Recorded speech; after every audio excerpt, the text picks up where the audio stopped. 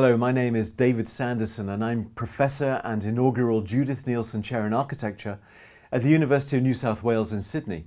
And the title of my lecture is 10 Takeaways for Better Urban Humanitarian Response. My lecture is about how aid actors such as NGOs, UN agencies and others can get better at responding to crises, including naturally triggered disasters, conflict and displacement in cities in low and middle income countries. This lecture uses research which you can find in a good practice review, which is freely available online at the website shown here. So, the first takeaway. The first takeaway is that cities are growing fast. Urban growth is dramatic. It's set to increase from 4.2 billion people living in cities today to nearly 7 billion by 2050. City growth is around 1.4 million people per week. Most of that growth is taking place in Southeast Asia and Sub-Saharan Africa. That growth brings, of course, many fantastic things, jobs, opportunities, better healthcare, but it also brings increased risk. And that's takeaway number 2, that matched with rapid urban growth, there is an increase in urban crises. Right now I'm recording this lecture in Sydney, Australia. Surrounding Sydney and throughout the country are the worst fires there have ever been, destroying bush, wildlife, so far over 2,000 homes and a number of towns.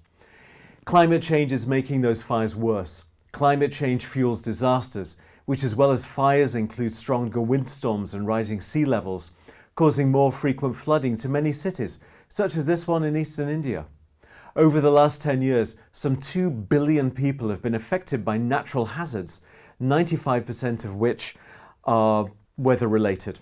Other urban disasters, such as earthquakes, are increasing, not because of climate change, but because with rapid urban growth, more people are living in dangerous conditions such as poorly built buildings, like this building in Kathmandu that fell down after the earthquake struck in 2015.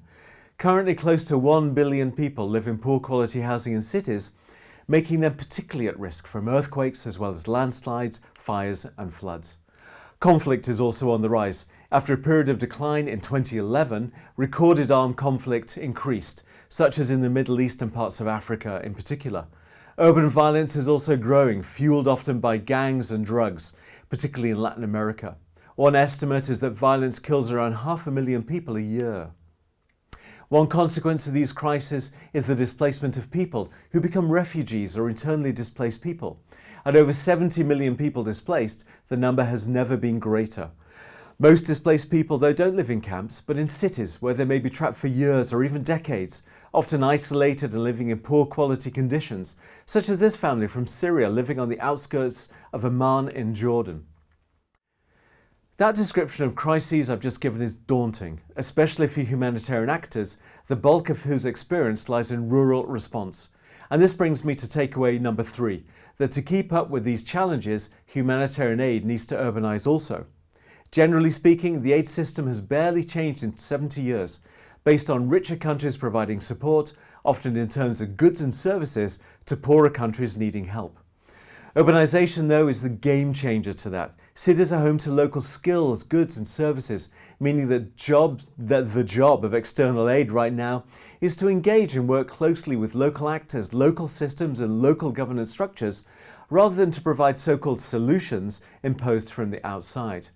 The key, therefore, and takeaway number 4, is to work with what cities have to offer. Cities are often home to hundreds and sometimes thousands of years of culture, history, structures of governance and unique ways of doing things. Cities are where skills and resources meet and where problems get solved. A really good example of working with what already exists is to use local markets. This image shows a market open hours after a severe tropical storm swept through this city. Following a disaster or during crisis, markets are often functioning. People need to sell goods and others need to buy them. Connected to this is the use of cash. That is giving money to people caught up in a crisis. Cash, where markets are functioning, have been proven to work well in crises. Cash prioritises people's ability to make their own choices. In the city, cash-based programming is a no-brainer. Cities, after all, are where commerce and markets thrive. The 5th takeaway is to ensure you have the right skills and be clear about what's possible. The right skills mean being able to work in fast-changing and complex environments. This means in conflict zones having the right engineers who can understand where the best efforts lie in helping to fix water or power, while working closely with local actors. After an earthquake, qualified people need to decide which buildings are still safe to use and which are not. In displacement settings, refugees and internally displaced people needing somewhere to live may need rental support using cash, as well as legal advice involving lawyers.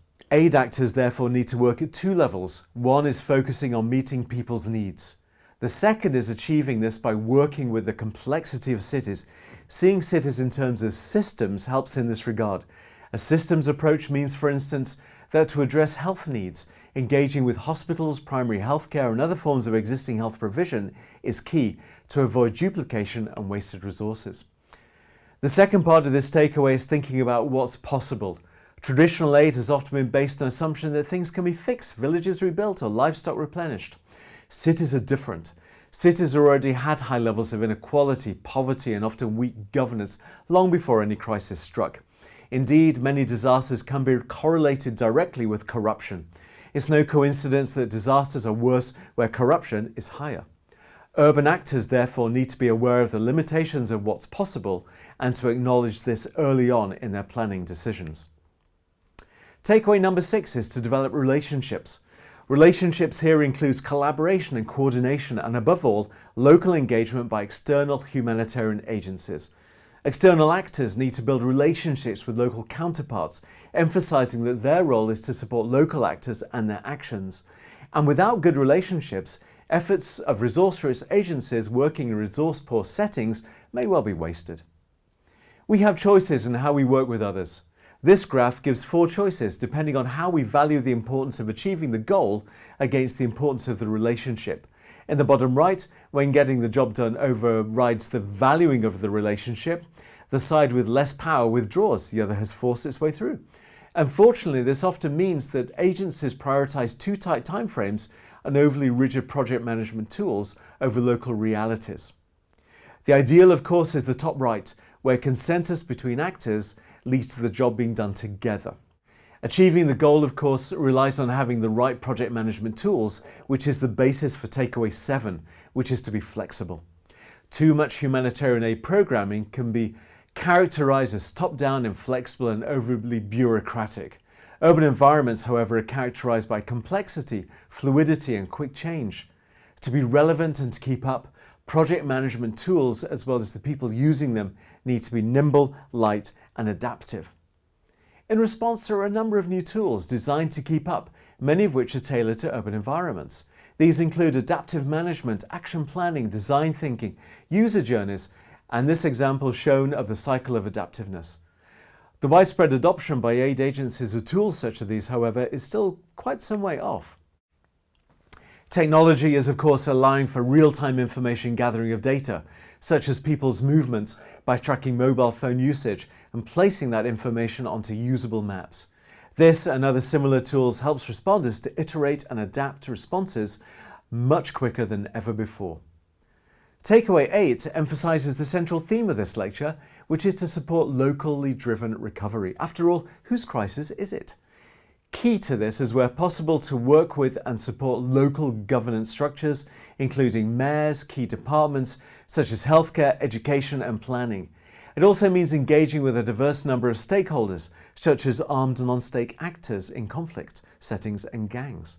It also means not working in isolation but collaborating meaningfully with others at all stages of any activity. An example that supports locally driven recovery is area-based approaches, or ABAs, also known as settlements or neighbourhood approaches. ABAs prioritise a location, such as a neighbourhood, and engage in recovery that focuses on people's combined needs. You'll see in this diagram people in the middle with interlinked sectors supporting their recovery. This is instead of providing separate sectoral responses, such as health or water or shelter, as usually happens. The idea, therefore, is to make response more joined up and holistic. ABAs, however, are very hard to enact, but that challenge reflects the complexity of the city. If humanitarian aid is to urbanise, then it needs to adapt to these kinds of realities. After all, as the saying goes, whose reality counts? That of aid organisations being quick and efficient, or of affected people recovering successfully? Whose reality counts, a question coined by aid thinker Robert Chambers, provides the basis of takeaway 9, which is to take time to listen. Listening here means aid agencies engaging with those affected by a crisis to ensure their interventions meet genuine need. Listening to people to inform programming actions has of course been systematised into a number of tools, which includes needs assessments in its many forms, as well as profiling, response reviews and targeting. Using these tools at the right time is absolutely essential. Equally essential is the need to regularly check in through monitoring to ensure that programming decisions are adequate to meet the genuine needs of crisis-affected populations. The point here is that those affected by cities are not helpless victims, but are survivors, and more than anyone else are best placed to know how to recover. The final takeaway is to take the long view. This lecture began by outlining the threats facing cities over the next 30 years, and that humanitarian response needs to change to meet those needs also. Part of this change means that wherever possible, recovery efforts in a crisis, in particular in post-disaster settings, need also to have an eye to reducing the impact of a similar event that may well occur in the future. A good term for this is to build resilience. Resilience includes in its definition supporting people and societies to be stronger to future threats. An example of this in a displacement setting in Jordan is to use aid funds to upgrade existing housing in exchange for subsidised use by Syrian refugees. This contributes to the long-term quality of building stock and provides a home, albeit for a fixed time, for refugee families. Another example across all crises is to ensure the education of displaced children to reduce further future marginalisation. The key for resilience, though, is for strong and effective governance that strengthens cities to withstand future shocks. The window of post-crisis recovery provides an opportunity to promote this, when awareness is high and political will is there.